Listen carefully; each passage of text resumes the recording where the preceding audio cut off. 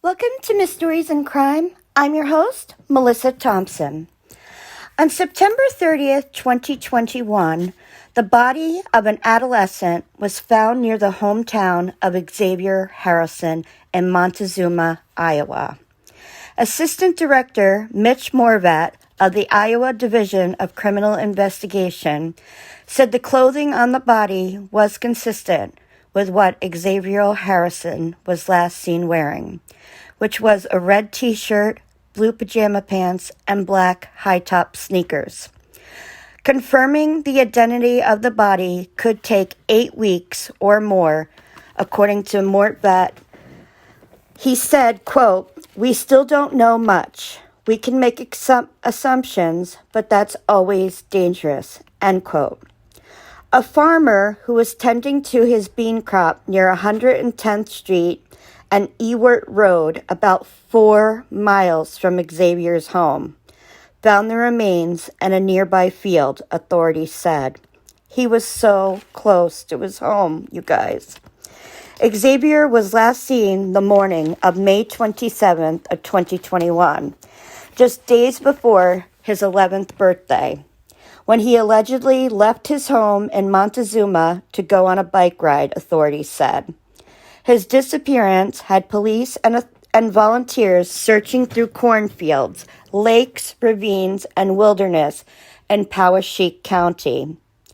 Xavier lived with his mother, Sarah Harrelson, in the Spruce Village trailer park. His mother, who is an amputee, didn't even report him missing. It was a family friend that notified authorities that he was missing. On the night before Xavier was last known to be at home, neighbors across Spruce Village said they heard a heated argument with loud shouting coming from the trailer between Xavier and his mother.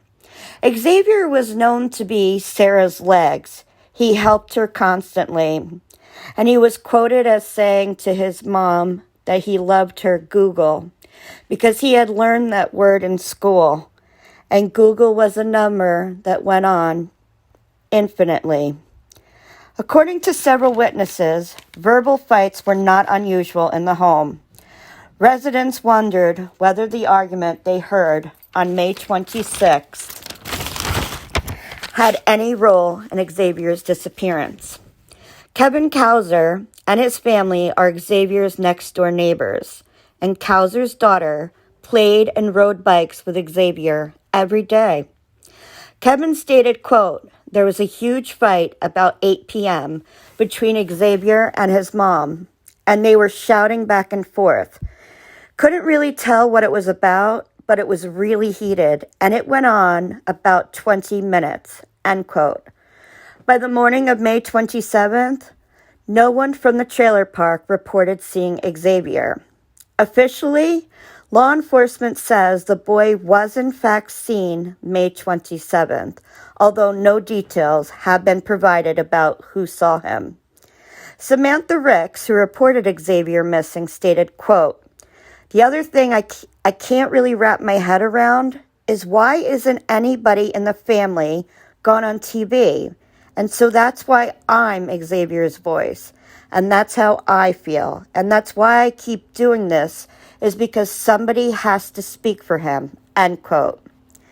By the time she started leading a search effort the evening of May 27th, she estimates Xavier could have been missing for 20 hours, Samantha Ricks said, end quote. "It's like he's mine. It's like it's a part of me is missing right now, and my heart hurts every moment until he comes home," end quote.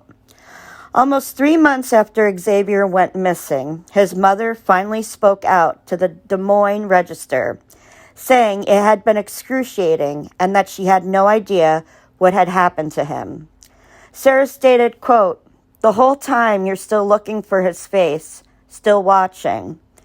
Then there's the why. The word why will drive you crazy. Why him?" On May 30th, 2021, Xavier turned 11, but instead of celebrating with his mother and father in Marshalltown like they had planned, Xavier's whereabouts was unknown, and hundreds of volunteers were searching for him. Sarah Harrelson said, quote, "All he wanted was the four of us to be together, and of course, Nintendo Switch games," end quote. The Des Moines Register stated that Sarah Harrelson let out a brief laugh, but her eyes were red with exhaustion and tears. She ended her interview by saying, quote, "In the end, the truth is going to come out. I just want my son," end quote. Orange ribbons, Xavier's favorite color, adorned light posts, homes, and local businesses around Montezuma to lead his way home. A benefit concert, vigils, and local fundraisers have helped raise over $35,000 in reward funds, hoping to prompt anyone with information to come forward. Sarah stated, quote, "There's so many people praying for him. For that, I am truly blessed and thankful," end quote. Xavier had completed his fourth grade year at Montezuma Elementary School on May 21st and was on summer break when he disappeared. Excuse me. Sarah Harrison's boyfriend, a 50-year-old man, was jailed on a weapons charge after Xavier disappeared, but authorities have not alleged he was involved. After this Xavier disappeared, his mother moved out of the trailer, his home that he had known, and went to live with her boyfriend. That does not look good, you guys.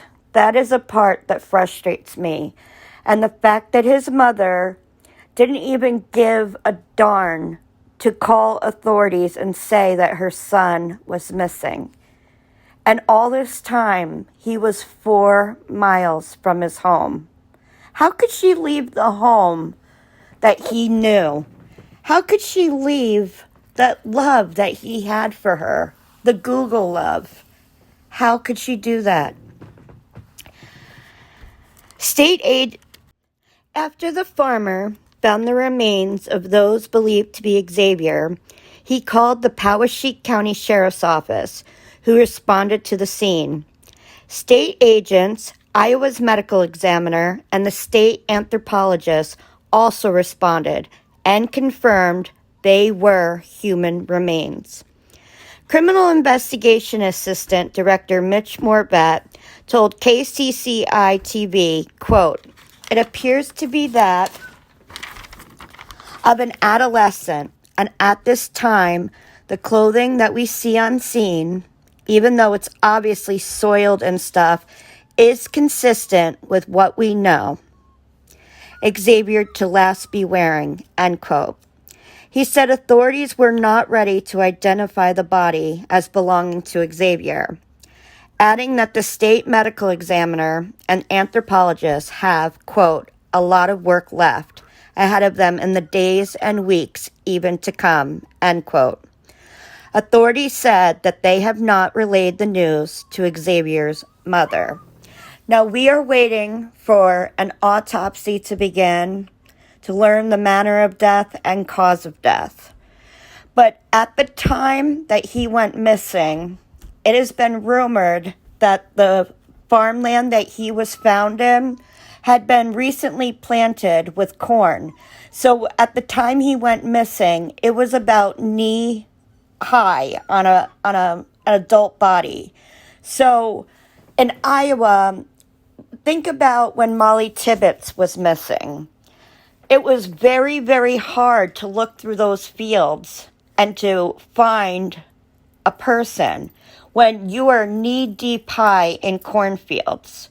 So even though there were hundreds of volunteers, it could have been easily have missed finding Xavier. I'm wondering now what you guys think would happen to Xavier. Do you think that his mother and or her boyfriend could be responsible, allegedly? Because right now, in my opinion, I'm worried that mom is involved. And it's really something that authorities have not even spoken to her to say, "We have found tentatively your son because the remains we found, the clothes match your son the day that he went missing." So that's quite telling, and I wonder where authorities' minds are going when they think of what happened to Xavier. My heart was absolutely broken yesterday when I heard about Xavier. When he first went missing, I found his picture and I read his story. And somehow he captured my heart. There was something about the boy's image that I said, I want to find this little boy. I want to get word out. So I immediately made a video about him to put his face out there so people could find him and bring him home. This was not the ending that I wanted to hear. This is so, so sad. And when you look at just Iowa alone, go on the missing persons database. There are so many children missing. I just wanted for once to have a happy ending. But it was not the case here. And in the coming weeks, we will find more information about what happened to Xavier Harrelson. So I have some words to say. Xavier, we are not giving up on you. We are going to fight for justice and find out what happened to you. Sweet boy, we want you to fly high, sweet angel, and I hope you are at peace. And we will get that justice for you, and you will be able to rest in peace. I have a poem that I'd like to read, because when you hear about these children, a part of you breaks when you find out that they're missing and their own mother couldn't report them missing. It's called Remember Me by Margaret Mead, and I leave you with these words. To the living, I am gone. To the sorrowful, I will never return. To the angry, I was cheated. But to the happy, I am at peace. And to the faithful, I have never left. I cannot speak, but I can listen. I cannot be seen, but I can be heard.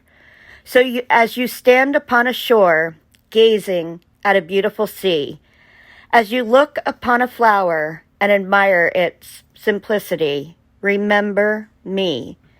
Remember me in your heart, your thoughts, and your memories of the times we loved, the times we cried, the times we fought, the times we laughed. For if you always think of me, I will never have gone. Yes, Xavier Harrelson, you were here, and we will remember you always. Rest in peace, sweet angel. That is all I have for you guys today. I'm sorry to bring this sorrowful news to you. I hope that we can bring justice to this little boy and find out what happened to him. And in the Gabby Petito case, you know what? She was here too. So maybe we can all remember me by Margaret Mead. Take care, you guys. Bye-bye.